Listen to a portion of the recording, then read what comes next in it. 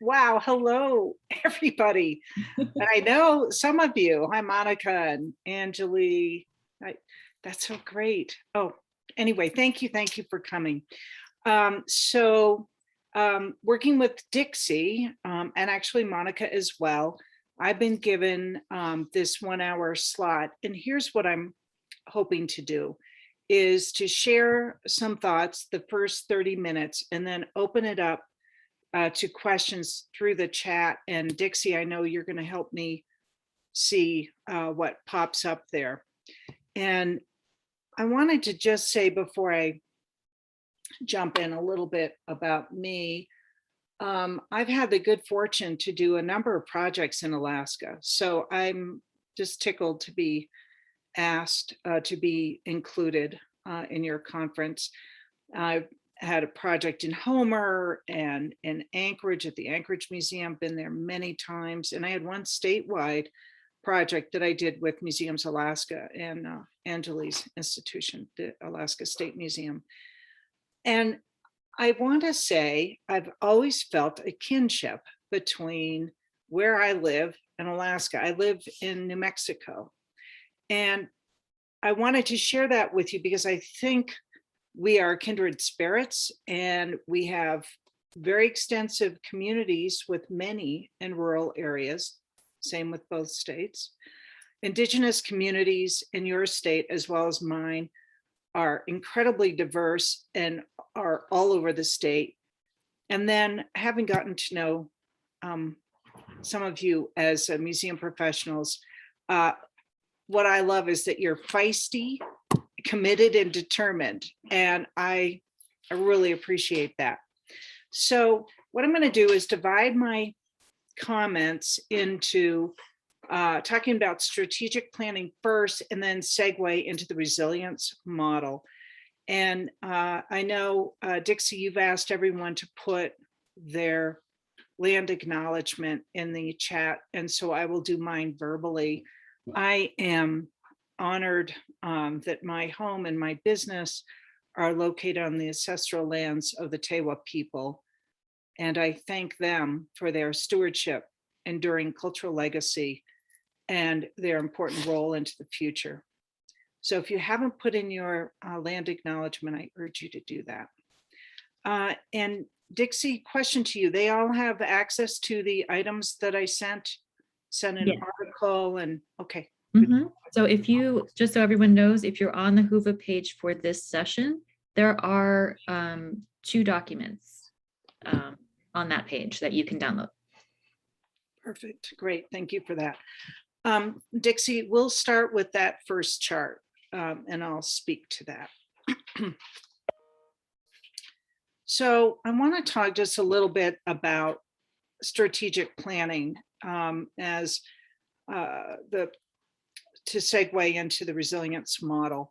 And as you can see on this chart, it visually demonstrates the nature of what happens with strategic planning. Dixie, can you move it up a little bit? It's cut off some of the bottom of the chart.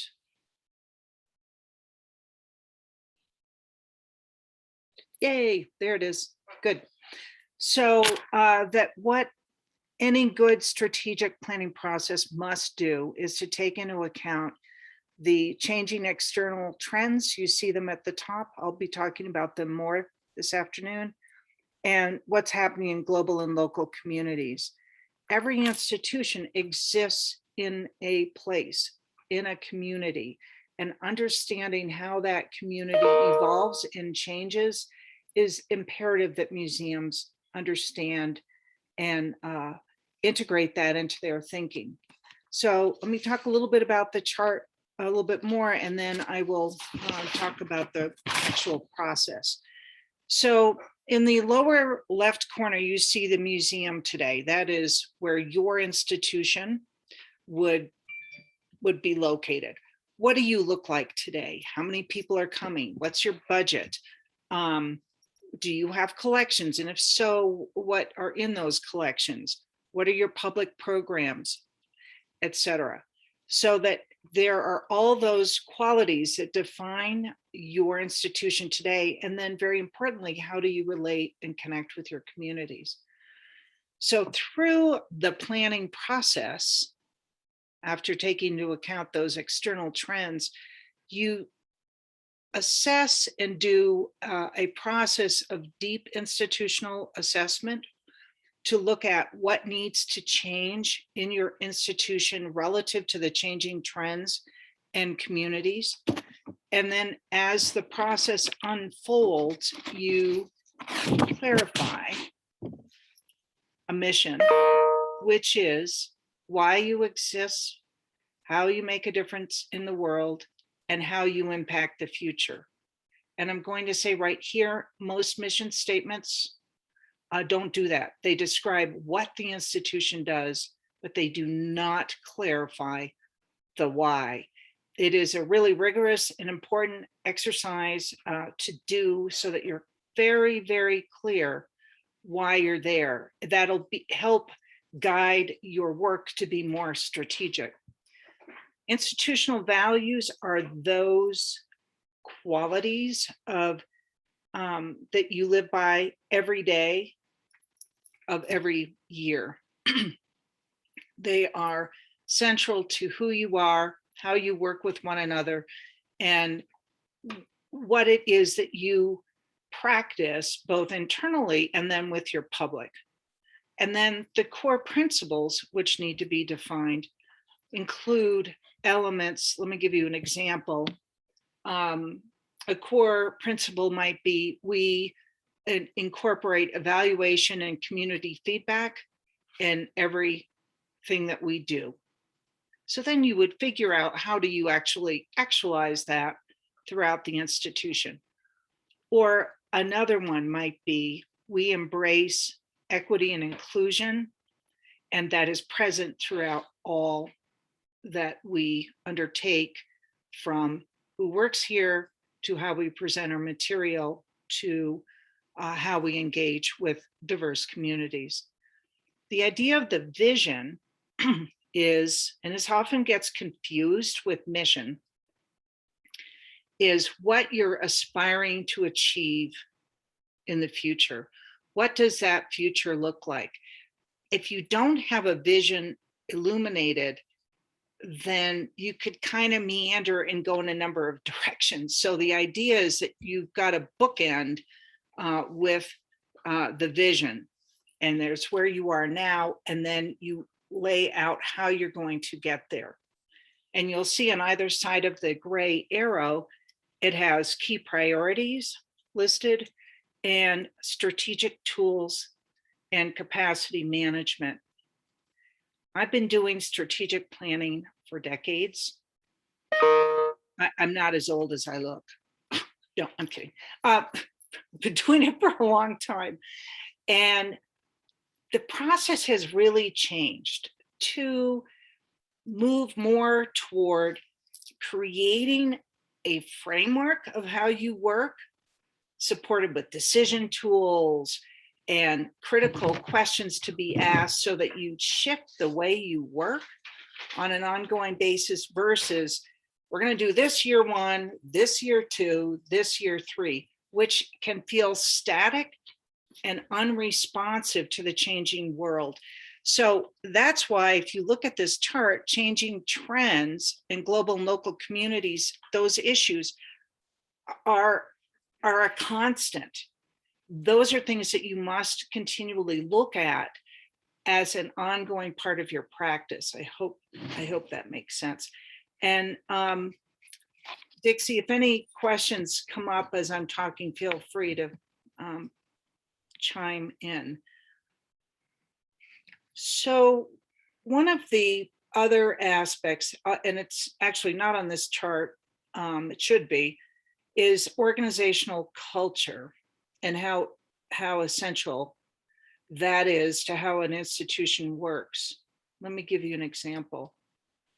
Some institutions or staff might feel that if they experiment and try a new program and it's not successful, they'll there'll be punitive results versus an organizational culture that supports and creates an environment that embraces risk taking. And I don't mean crazy risk taking, I mean informed risk taking.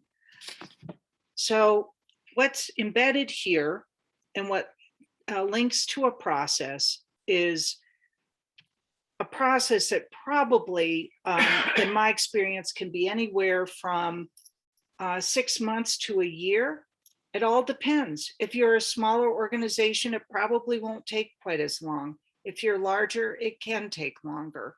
And what leadership is in place to guide this? That is, I cannot stress enough how important leadership is to strategic planning.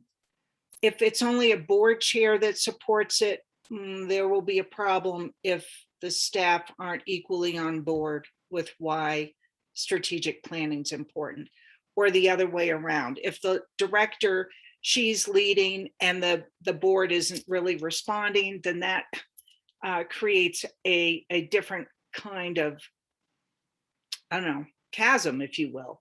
And the whole process requires humility and that ability to look really hard at how you operate, what your assumptions are, and what needs to change. That is the whole point of strategic planning, is to figure out how do we become resilient and relevant and sustainable. And it's a way of working and being. Let me pause here. Any questions while I've been talking about this? There haven't been any yet, but if you do have questions, feel free to just put them in the chat at any No, time. that'd be And I'll let her know.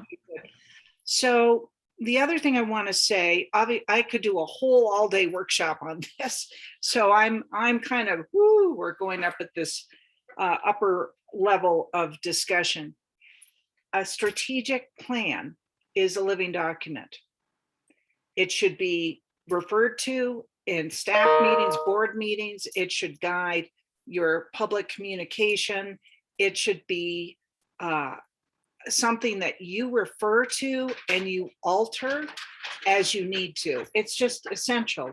If you think that you're doing it and you're quote unquote done, you've checked the box, then I think the whole point of doing a really gutsy, transformative strategic plan has been, that opportunity has been lost.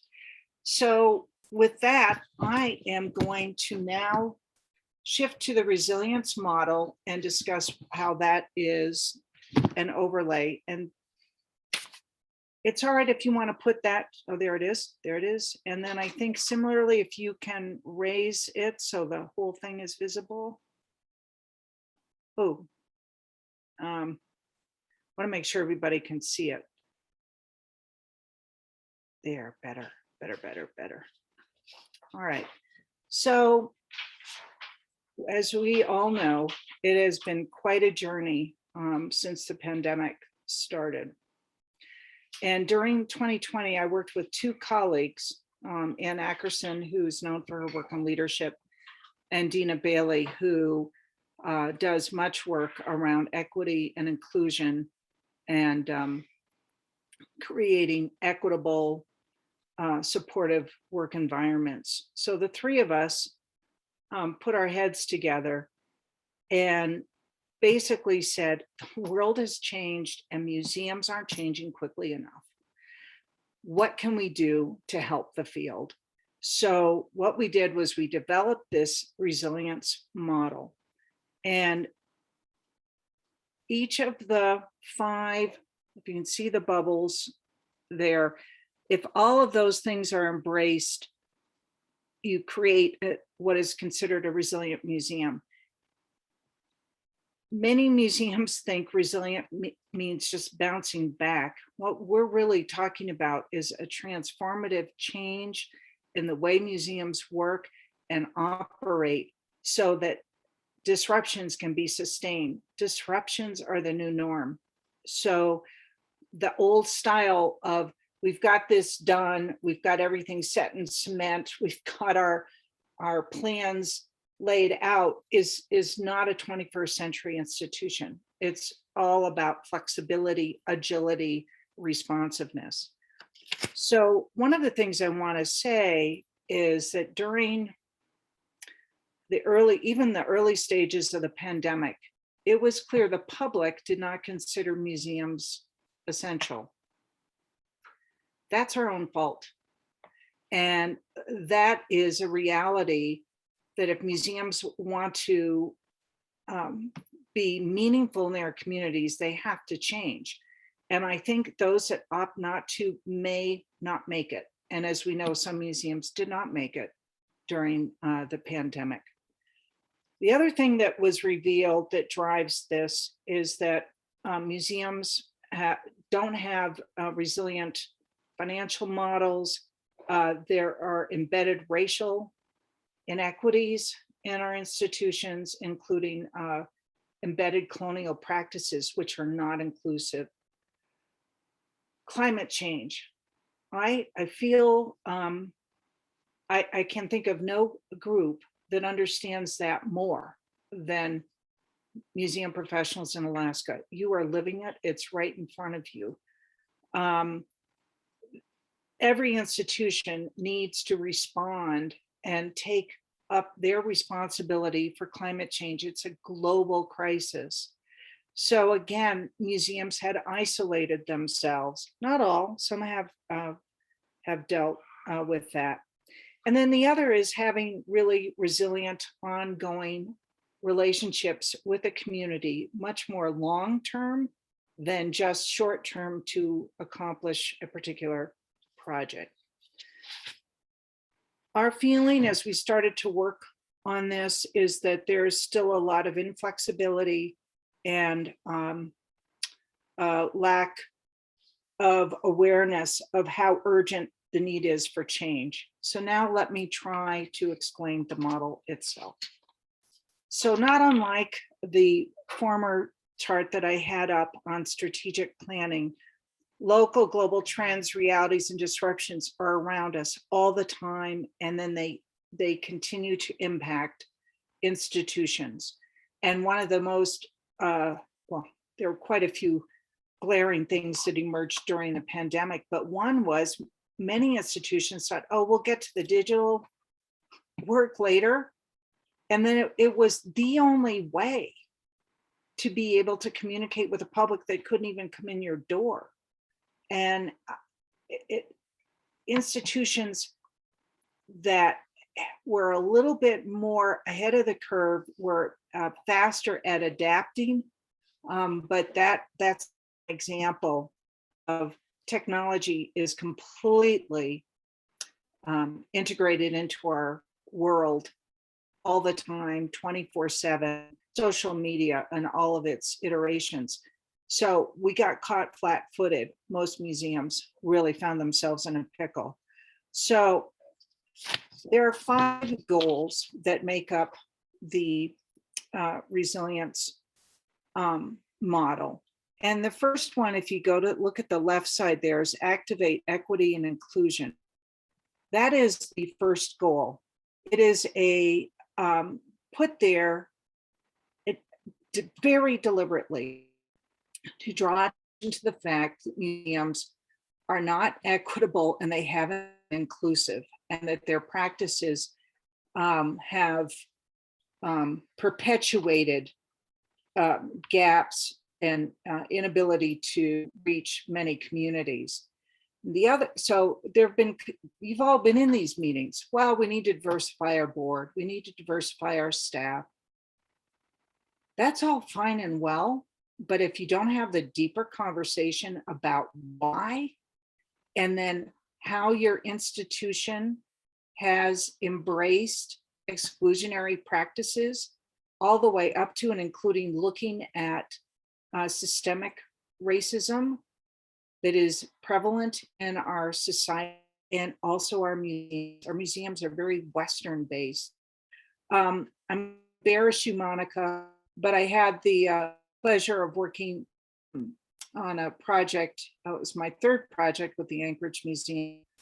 And as we started planning, we embarked on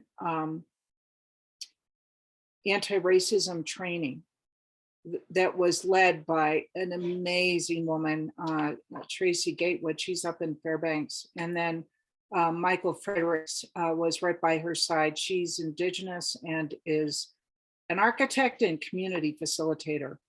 And so with the three of us, and really much more led by Tracy and Michael than me, there were sessions that happened every month around an aspect of institutional racism, microaggressions, bias. And it's a multi-layered, very deep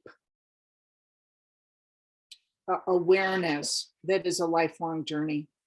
And it is, if museums don't deal with this, they run the risk of not getting funded, alienating community members further, the ones that are already not feeling included. It's a very, I can't stress how urgent that is. I could talk about that one all day. Let's go up to the top there, renegotiate community value. This one really touches on the importance of thinking of your institution as part of the ecosystem, not an isolated destination. So that if you are looking at really reshaping your community, well, what's going on in your community? What are the issues that are plaguing your community? And it could be anything from a lagging educational system, or it could be economic disparities, and the list goes on. And certainly things like climate change and social injustices are an ongoing part of what museums are really have an opportunity to participate in. So this particular goal area is a shift away from, oh, let's have community participation, to how do we understand our community and how do we move into our community? How are we participating and supporting the vitality of our community?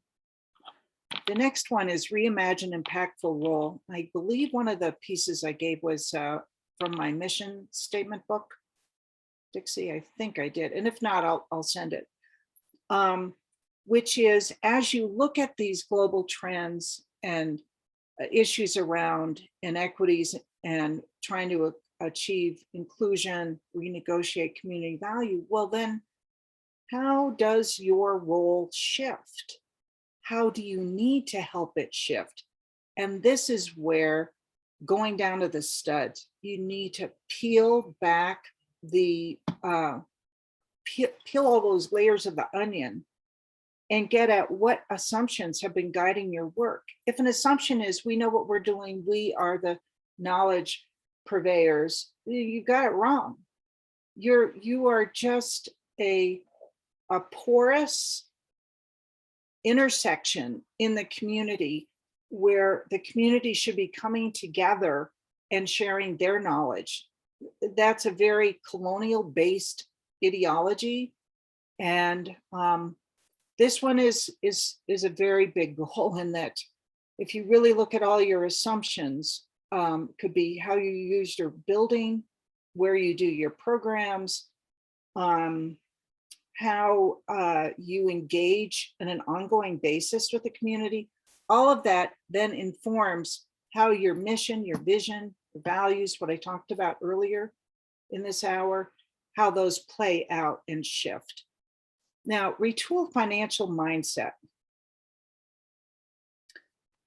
I hate to tell you this, but I've worked with many museums where there are staff members who say, I don't even participate in developing the budget. I get handed a budget and I'm told to make it work. And I'm perplexed, like, how does that work? So that whole idea of understanding the financial mechanisms of your institution needs to be looked at. And as we know, and I'm sure to a person on this call, with the pandemic, there were budget cuts. So what's I just can't stress this enough, is that every institution should have an optimal, a probable, and a limited budget lined up. And that budget is your moral document that supports all that you're doing, so that you can be more agile and respond to a jolt of that occurs through something like a pandemic. I've worked with many institutions that just assume their government support will continue. City museums, state museums. Unless you've demonstrated how you're integral and a necessary part of the community, you're at risk. And so every source of income or revenue that you have has to be looked at to see where are you really vulnerable.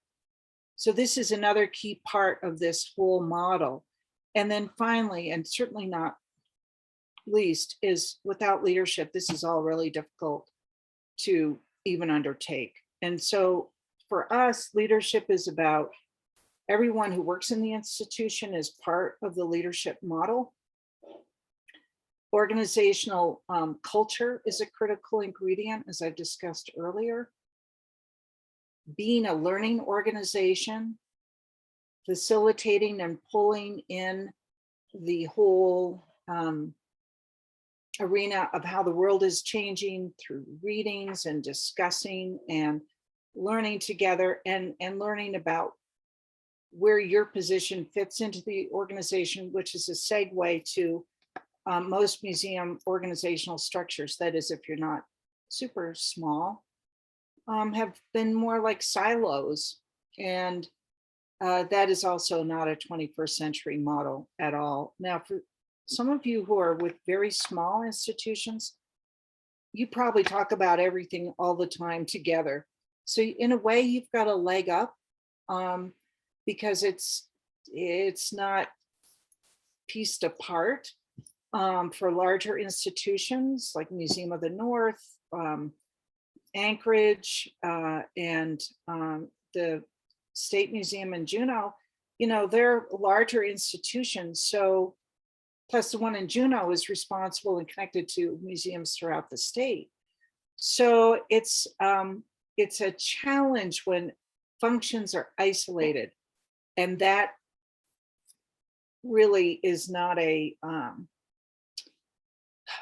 helpful way to integrate. I mean, this is about being holistic and integrated. And I'll mention the few words that are here, and then I have some thoughts for you guys. Reflective, humble, responsive, trustworthy, integrated, transparent. To us, those are core elements of what must be present in how a 21st century museum operates. So before we shift, I'm doing all right on my time. I tried to time myself before we started.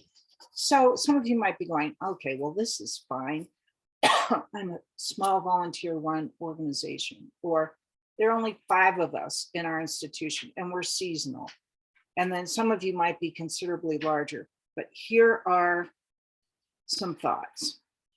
First of all, you might say, well, does this really apply to me? These issues of planning and the resilience model, and they absolutely do. Doesn't matter what size you are, they apply. But here are some thoughts. If you haven't started a conversation with your institution about how the world is changing and just starting to look at your practices, I urge you to do that. Maybe identify like-minded institutions in an area of Alaska, or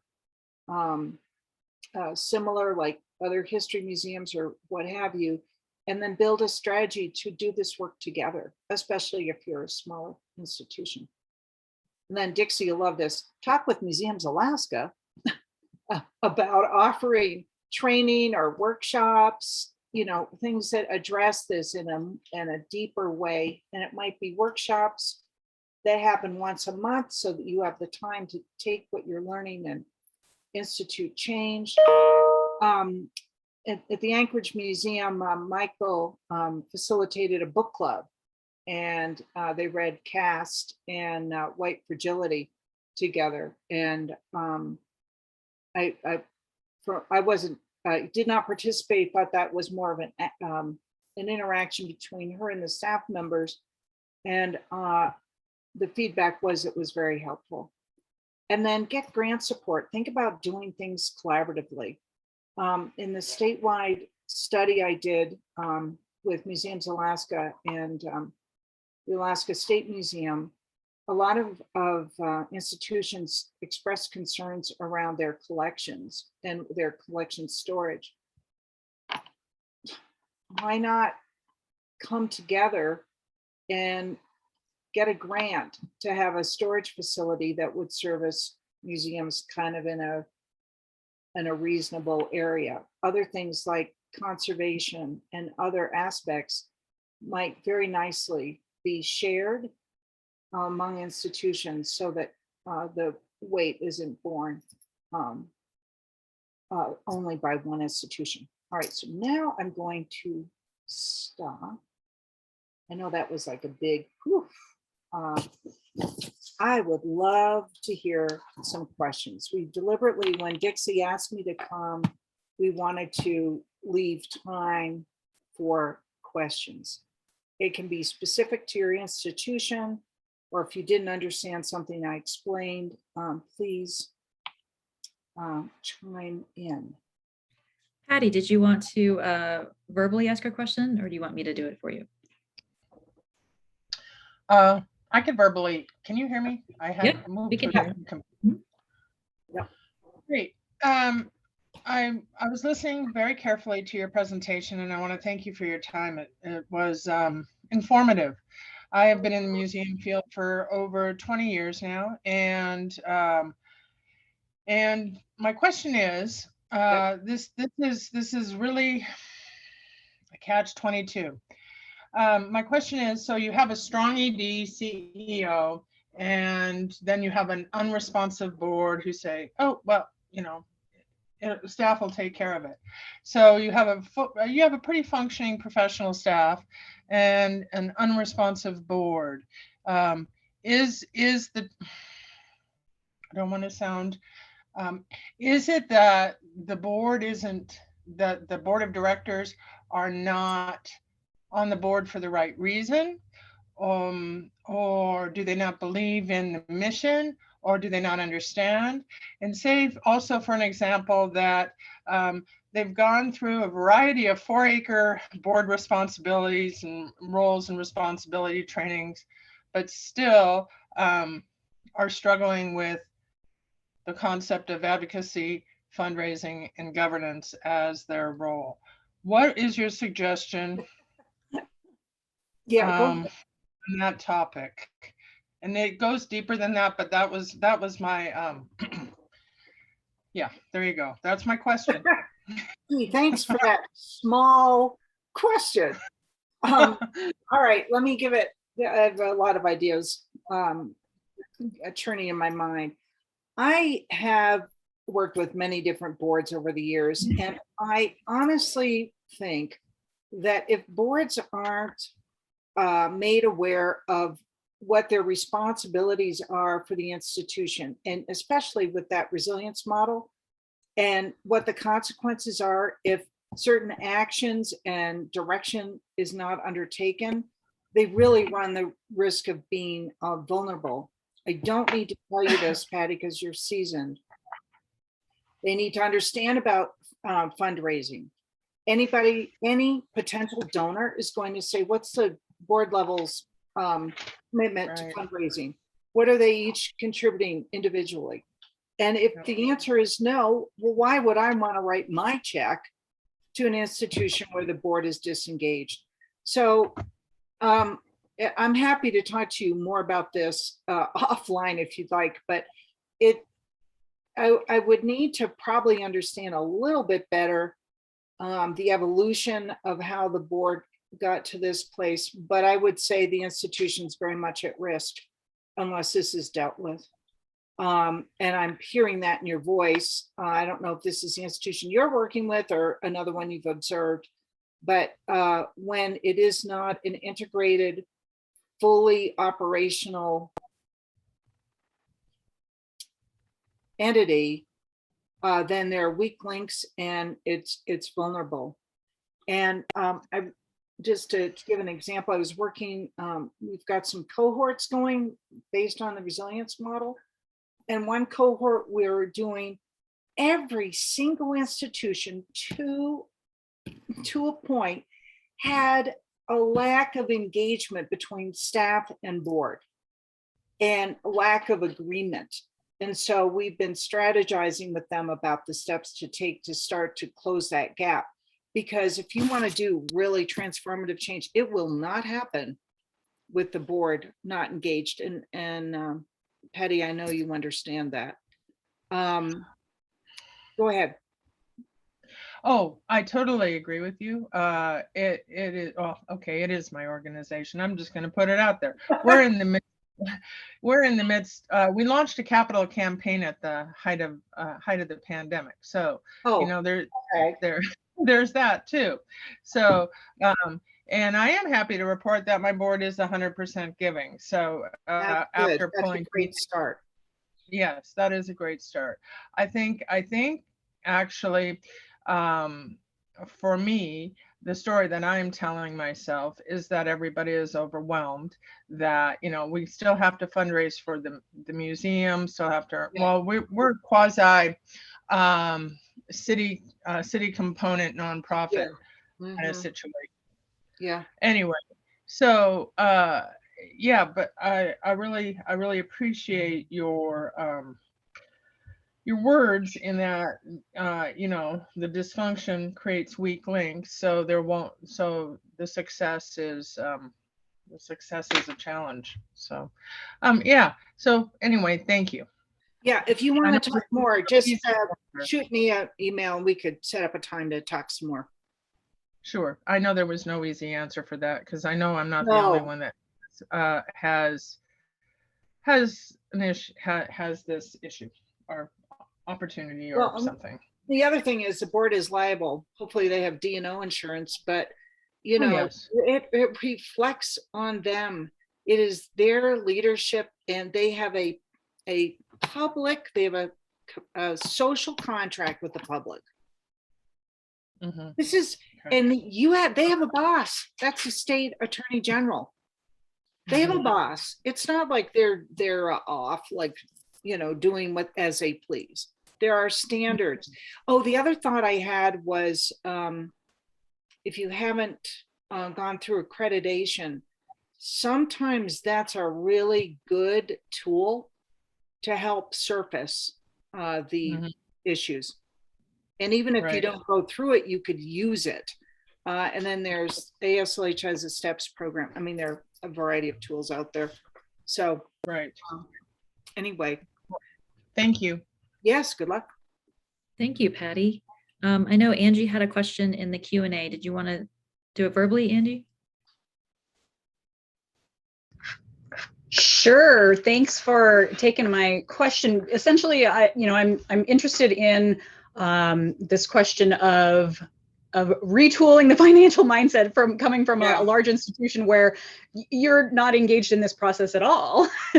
You're handed a portion of your budget from your parent organization, and then we have grants and contracts and then revenue. And those are our three, areas of income. But, me sitting at the head of my department amidst, 15 other department heads, who doesn't actually get a budget. We develop our own through our grants. How do you even have that conversation when your director only has a certain amount of power over that process? Well, gosh, you guys, I'm you've got some humdinger problems here, or challenges. Let's call them challenges. I always try with whatever the challenge is to get a read on the landscape. and look for where, is everything ironclad? Do we have some change agent or some partners, within the state or city or whatever your governmental connection is, where we could begin to talk about, again, I keep going back to the urgency, that this puts us at risk. And you don't want anybody to feel bad. I'm not talking about pointing fingers, but can we come together to develop a process that serves your needs, you legislature or whoever you're speaking with, and our needs to get the best impact out of it on behalf of the people of Alaska? I mean, you've got to spin it a little bit, but I guess I wonder, I always want to look at the landscape. Sometimes it's going to take a stick of dynamite to blow up what's been in place for decades, right? Or maybe because of a new leadership in a city council or this or the other thing, the door is ajar.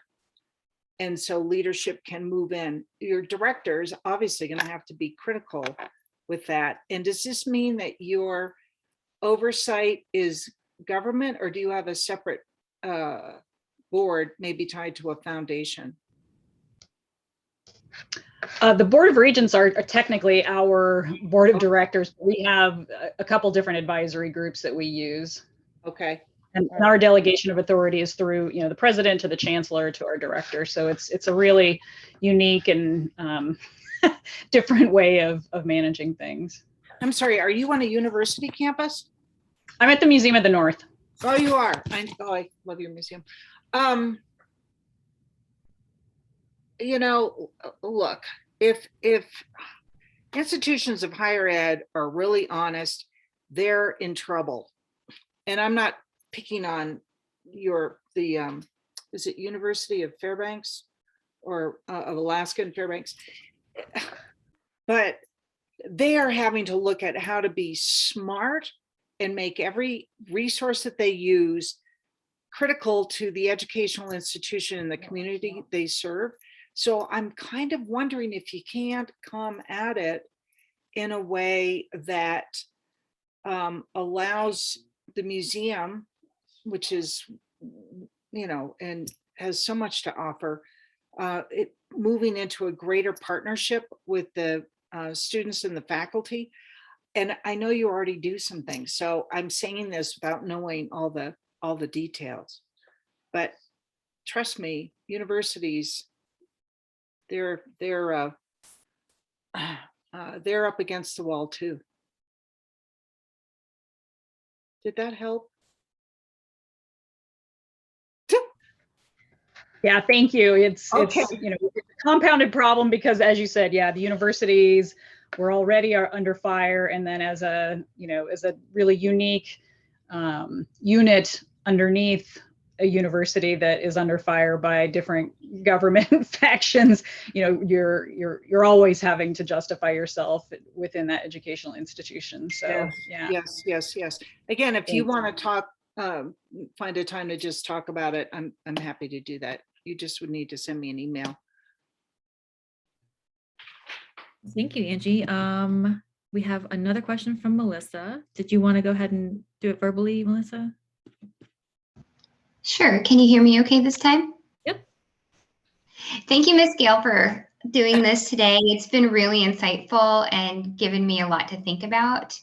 I'm relatively new to the museum where I work, and hearing some of the challenges that you're encouraging us to step up and take ownership of is really just, it feels great to have you share that with me. One of the things I'd like to hear your thoughts on is if you have insight into a best practice, as I hear you're talking about the staff being engaged with their board and the board vice versa, wanting to ensure that we offer our support to the board and feel that also coming from the board. And in light of that relationship kind of being a helpful, connected one, I'm wondering what your thoughts are in regards to having them kept completely apart. Not that there's a right answer or a wrong answer. I'm just wondering what you think as far as, should the board president always just communicate solely with the executive director? Do you think that there are some circumstances that it would be beneficial for the board to hear from the group of the team that is the staff, or that the staff, the team that works at the museum, to hear from the board? I was just wondering if you wouldn't mind just sharing some of your insight and your clarity on that, if you would Sure. mind, please. Dixie, that's a whole workshop. Oh, I'm sorry. It's okay. So I didn't mean that. no. It's a great question. And I've heard it often over the years. So you're spot on. I think it's very important that the board understand their role and the staff understand their role. First of all, the staff, in brief, is the one implementing and carrying out the work of the institution every day, right? So they're on the ground and they're doing the work. Plus, they probably have a lot of contact with the public, et cetera, that the board may not. But I will say that if they are kept completely separate, there can end up being a lot of disconnect. So it's tricky, Melissa. You know, you hit, it's like a delicate dance. I have worked with directors who are strong and very strong partnership. So the director, president, or chair relationship, if that's really strong, you're already off to a good start. But I think it's important. What is worrisome is when boards drift down and try to get involved in the day-to-day, and that undermines the leadership of the director and also creates a real atmosphere of confusion. So I even go so far to recommend not only should boards have a retreat every year, but it should be reiterated what their roles are, and so that they can do their best work on behalf of the institution, because they have a lot of work to do between fundraising, advocacy, I think Patty mentioned that, and ensuring that the institution's on the right track. So it varies from one institution to another. I've seen some where it's like the board and the staff are on two different islands, but they, on paper, they're the same organization, not really. To some where it's just probably a little bit of addressing practices that would strengthen the connection. And this is, many of you will know this, it's a very common practice to have different staff members present and share some of what they do as a way of educating the board about the nature of their work within the institution. And then lastly, although again, I'm happy to talk to you on offline if you want to have a deeper conversation, having a strategic plan is fantastic, because if it's done right, it allows the institution to get all the issues out on the table through institutional assessment, interviews, talking to members of the public. And that's really important to remind board members that they're there on behalf of the institution to make it the best and most impactful it can be. And so are the staff. Typically, the staff isn't confused. It's more the board who finds themselves in these positions without board training. So, oh boy. Yes, ma'am. Thank you for that. And I just wanted to clarify, our board and our director don't have a problem. I'm asking just out of a place of really wanting to support the board and the director and just everybody in general. So I just want to throw that out there. Oh yeah, no, see, that's nice to hear. Good for you. Glad that things are in a good place. Right.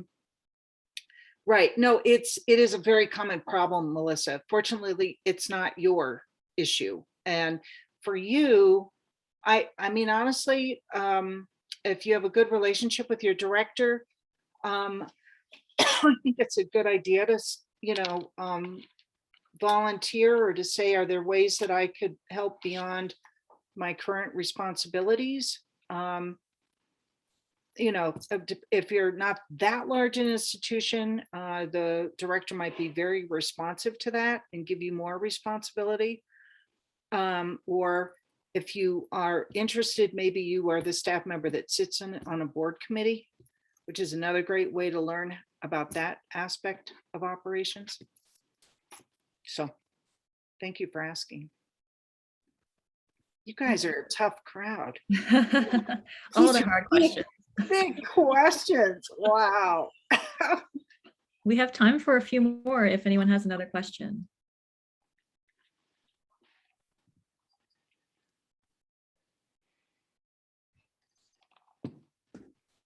Let me see. Let me see if I missed anything. Right. Bum, bum, bum. Doesn't look like it. If you do, oh wait. Okay. So we do have a question. Yep. One museum is in challenging times. They have needs and issues in every direction, from staff to funding to facilities and the board. Yeah. And there isn't a single aspect of the museum as where it needs to be. So where would you start when every aspect of your organization needs serious work? Well, that's just right along the lines of another really difficult question. You guys have been very consistent. Well, I'm working with an institution now, grappling with, are they going to stay open or close? So I don't know all that's going on, but first I would look at the finances and see what burn rate you have, what financial stability you have, and then you may have to pare back what you're offering for the public and go into a pared back operation. So you could then, I'd say, get into some quick and dirty strategic planning to figure out who you are and what is your role. Now, I of course want to know, well, how did it get this bad? Where was leadership?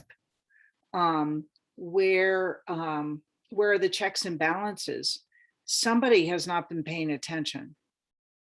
And I'm not trying to be harsh or anything, but it's possible that you don't have the right leadership to actually lead it through these bumpy waters. But you're going to have to do something more drastic, I think. I'm sitting here responding, I don't know the urgency of the situation. And with this one group I'm working with, if they keep going the way they're going, they will have to close. So they're looking at a range of ways to keep a presence and then build their capacity. I mean, this to me is about capacity, both leadership, financial, public engagement. It sounds like it's connected to your institution is sick. And I don't know if you've ever seen the ADITS, the bell curve, organizational life cycle, which you may or may not agree with the way he's a UCLA professor puts it. But basically, when you're in the early stages of giving birth to your institution, it's very exciting. You don't have a lot of structure. And then when you start to go over the hump, it can be driven more by bureaucracy and outmoded practices that are literally taking it to we're no longer viable. With the right leadership, though, when it gets into that trouble point, will be the right leader to lead you back and revitalize the organization. I'm also happy to talk to you offline if that would help. But Dixie, I think you've got some workshop material here. Yeah, sounds like it. Yep. A lot of maybe board stuff and yes, planning.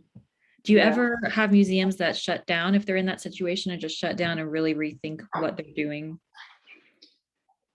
Well, what's happening with this one institution, I mean, the answer is, I mean, I'm kind of like in it with one. I had another institution where we called it the financial floor. You know, if this happens, this happens, this has, you know, these things line up, you're not a going concern anymore. So they were able to kind of pull it out. But just to remind people that the disillusionment of an organization can be, especially with collections, an 18-month to 2-year process, and that costs money.